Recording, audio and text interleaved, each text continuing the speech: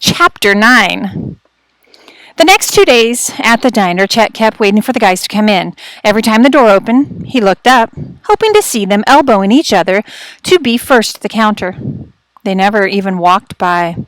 Chet kept trying to work up the nerve to go and find them, and finally on Wednesday he was ready. It was another scorching day, the hottest yet. After the lunch rush was over, Uncle Jerry decided to close the diner early. All the ice in the restaurant had melted. The milk had curdled. You could just about cook a flapjack on the kitchen floor. "I'm going home to stick my head under the water pump," Uncle Jerry said. "Then I'm going to swing in our hammock until the sun sets." Chet said goodbye to Uncle Jerry and headed for the creek. Sure, he'd find the guys playing ball in the water. But the swimming hole was quiet. Chet realized they were still at the factory. Their shift wouldn't be over for an hour. While he was waiting, he noticed that there were still splotches of ketchup on the dock.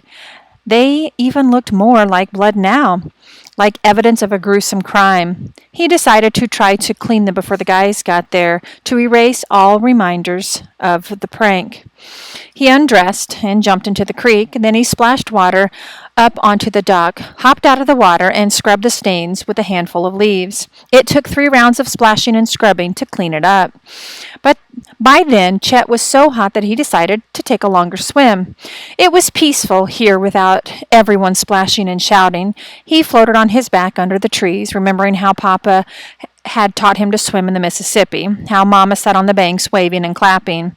He had turned to swim back to the dock when, crash, he hit something under the water. Or something hit him. Hit him so hard in the chest he couldn't breathe. What was that? An old dock plank? A snapping turtle? Had Sid sneaked up on him and smacked him? The water around him looked funny, like it was filled with red smoke. Chet looked down in shock. His entire chest was scraping and oozing blood. What could have done that to him? A cold terror rose up inside him. He suddenly had the feeling that someone or something was nearby watching him. And then he saw it. A gray fin.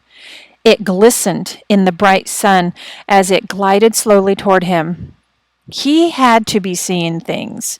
Or could this be another prank? Were the guys getting him back? But no, there was no tile.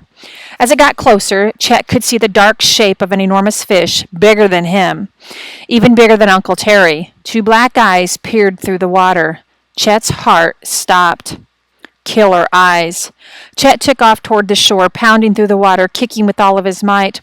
Finally, his feet touched the bottom. He was running now, his heart hammering, a voice booming through his mind. "Get out of the water! Get out of the water! Get out of the water!" Almost there, just a few more steps. He dove forward, landing hard in the dirt. He rolled onto his side and stared in disbelief. It was a shark, a massive shark, dirty gray on top and pure white underneath. Its jaws snapped open and closed, the teeth jagged and needle-sharp, were bigger than Chet's fingers, lined up in rows and curving inward. The shark thrashed as if it was trying to push itself up onto the bank. Chet wanted to get up and run, but he was froze to the ground. Those killer eyes stared unblinkingly at Chet. And then, with the flick of its tail, the shark thrust itself back into the water. It hovered for a second on the surface. Then, with a whoosh of its tail, it disappeared back down the creek.